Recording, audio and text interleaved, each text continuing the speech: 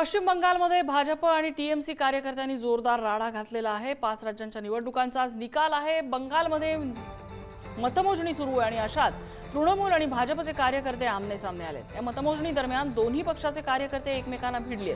पोलिसांकडून दोन्ही पक्षाच्या कार्यकर्त्यांवर लाठीचार्जही करण्यात आला।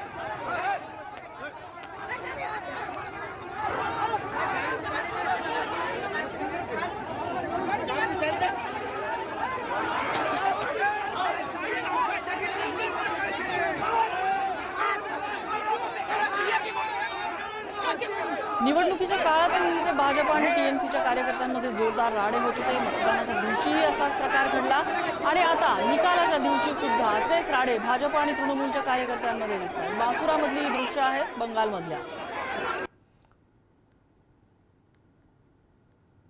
संदीप राजगोळकर आमचे प्रतिनिधी आपल्याला अपडेट देत आहेत। संदीप, एकीकडे तृणमूलला पराभवाचा धक्का बसत असताना दुसरीकडे ही दोन्ही पक्षांच्या कार्यकर्त्यांमधली हाणामारी राडे हे अनेक ठिकाणी दिसतंय। आत्ताचं मला वाटतं हे बाकुरामधलं चित्र असावं। अगदी पश्चिम बंगालमध्ये ज्यावेळेला कल समोर आलेले आहेत त्यानंतर हा राडा बघायला मिळाला। आसनसोलमध्ये नम्रता हा राडा झालेला आहे। प्रामुख्याने टीएमसीचे कार्यकर्ते आणि भाजपचे कार्यकर्ते एकमेकांसमोर भिडलेले आहेत। बऱ्याच ठिकाणी अशी परिस्थिती सध्या तणावाची पाहायला मिळते। ममता बॅनर्जी यांच्या घरासमोर काही भाजपच्या कार्यकर्त्यांनी आणि हिंदुत्ववादी कार्यकर्त्यांनी जय श्रीरामच्या घोषणा द्यायचा देखील प्रयत्न केला, मात्र त्यावेळेलाही त्यांना पोलिसांनी पळवून लावलं आणि त्यानंतर आता आपण जी दृश्य पाहतोय त्यामध्ये पाहिलं तर टीएमसीचं ऑफिस जे आहे तिथं कार्यकर्त्यांचा हा राडा झालेला आहे। काही भाजपचे कार्यकर्ते तिथं आलेले होते आणि अक्षरशः खुर्च्यांची तोडफोड करण्यात आलेली आहे। मोठा पोलीस बंदोबस्त सध्या त्या ठिकाणी तैनात आहे। तणावाची परिस्थिती पाहायला मिळते। कुणालाही पोलिसांनी ताब्यात घेतलेलं नाही, लाठीमार करून सगळ्यांना पळवून खरं तर लावलेला आहे।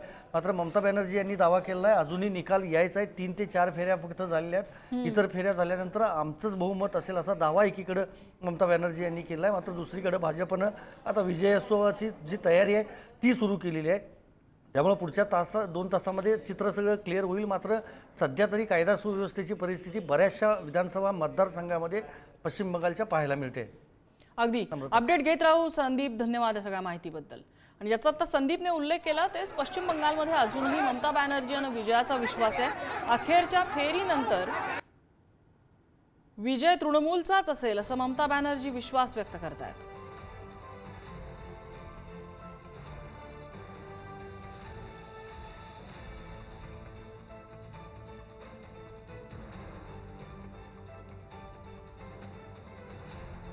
बारा वाजेपर्यंत भाजप जिंकणार हे आधीच सांगितलं होतं असं ममता बॅनर्जी म्हणतात। शेवटच्या क्षणी हे चित्र पालटेल। 12 वाजल्यानंतर आम्ही जिंकणार असं ममता बॅनर्जी म्हणतात। निवडणूक आयोग मनमानी करत असल्याचा आरोपही ममता बॅनर्जी यांनी केलेला आहे।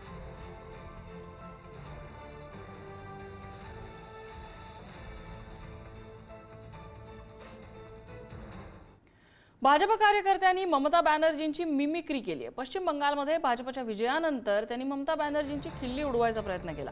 भाजप कार्यकर्ता रतन रंजन यांनी ही मिमिक्री केलेली आहे। महादेव को हम बोला रहा कि बोला रक्षा करो महादेव, रक्षा करो। महादेव भी रक्षा नहीं किया, हमारे साथ खेला कोर दिया। हम्बा हम्बा कुंबा कुंबा मुंबा मुंबा हुड़ी बाबा हमारा कोई सपोर्ट भी नहीं किया। राहुल जी बोला था हमारा पोलाइज करता है सर कर करके। राहुल जी भी मिला है बीजेपी से, वो भी हमारा बोला कि हरा के रहेगा दीदी को। पूरा लेफ्ट वाला भी बोला कि हराएगा दीदी का। इधर आया था हमारा विपक्ष का सपाटी केजरीवाल जी, अखिलेश जी, सब हमारा हरा के गया है। प्लान फिट करके आया था, हम हराए, दीदी को भी हराया है सब लोग मिलकर। तुम लोग पश्चिम बंगालमध्ये टीएमसी 91 जागी तर भाजप 194 जागांवर आघाडीवरती आहे। पश्चिम बंगालमध्ये कलांमध्ये भाजपला स्पष्ट बहुमत आलेलं आहे। भवानीपूरमधनं ममता बॅनर्जी पुन्हा आघाडीवर आल्यात।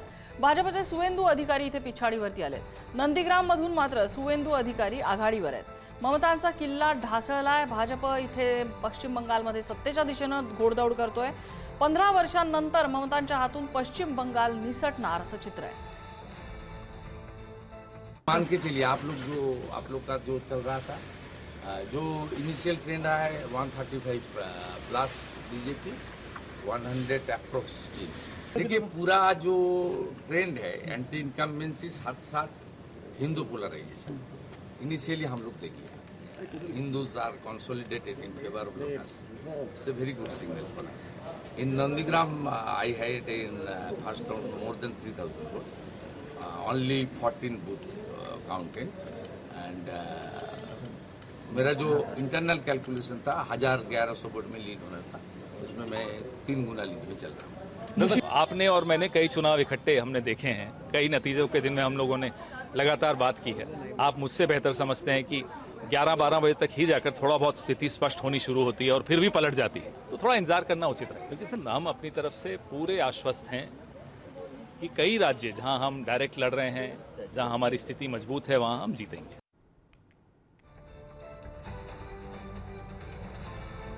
आणि पश्चिम बंगालमध्ये भाजप का जिंकली तर हिंदुत्ववादी मतांचं ध्रुवीकरण भाजपच्या पथ्यावर पडलं।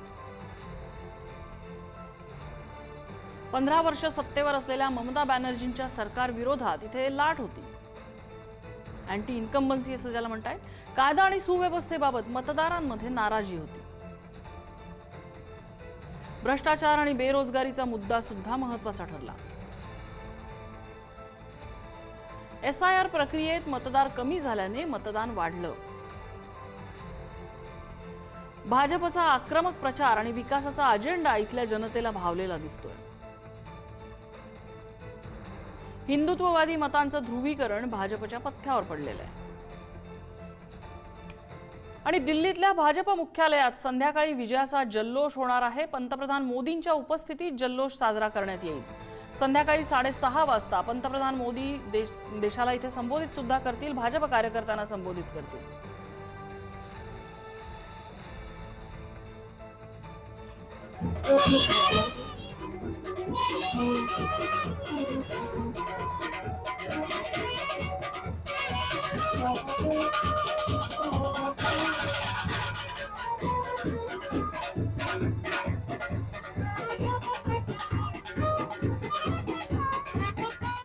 आणि केंद्रीय मंत्री अमित शहा यांचा एक जुना व्हिडिओ व्हायरल होतोय।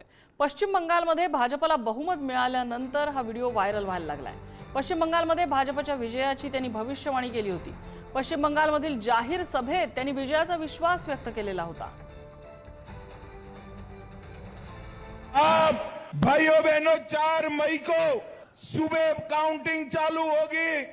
8 बजे बैलेट बॉक्स खुलना शुरू होगा। 9 बजे पहला राउंड, 10 बजे दूसरा राउंड, 1 बजे काउंटिंग समाप्त और बीबी दीदी टाटा गुड बाय।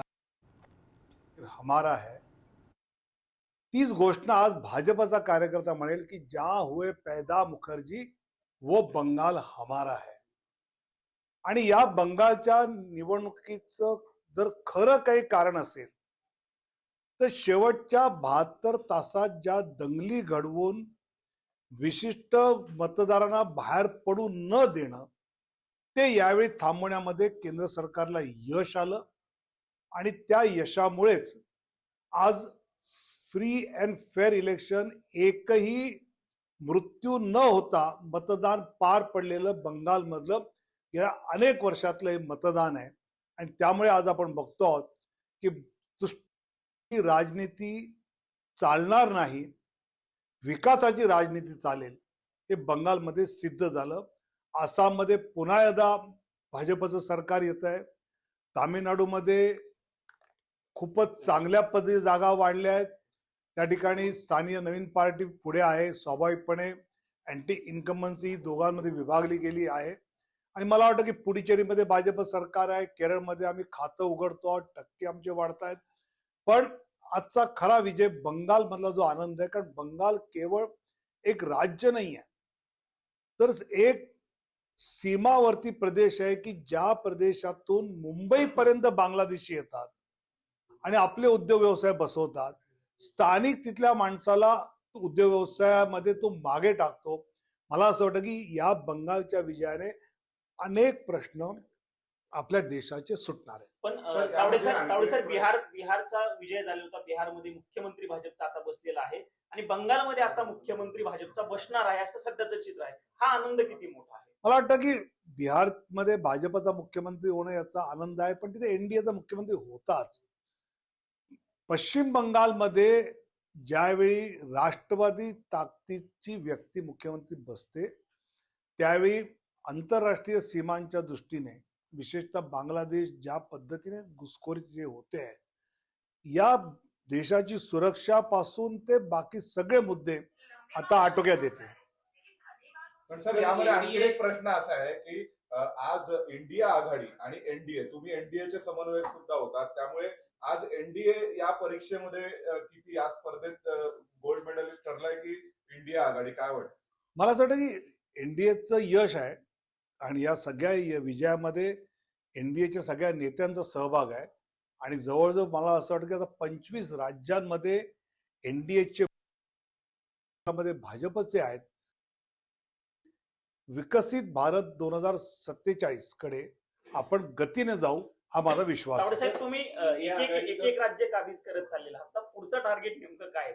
मला वाटतं काबीज करणं नसतं हो. तिथे त्या राज्यामध्ये विकास करणं असतं आणि विकासाच्या दिशेने ते राज्य निवडून आलं. कारण बिहारमध्ये मुख्यमंत्री बसला याच्यात आनंद आहे का? तर आहे, पण त्यापेक्षा त्या मुख्यमंत्र्यांनी, त्या एनडीए सरकारने बिहारची विकासाची गती किती वाढवली त्यावर आनंद अवलंबून आहे. त्यामुळे बंगालमध्ये आता विकासाची गती वाढेल आणि बंगाल त्या भाजप एनडीएच्या विजयामुळे मला असं वाटतं की राष्ट्रीय सुरक्षा सुद्धा आपली अधिक मजबूत होईल. सर, एक काळ होता 1970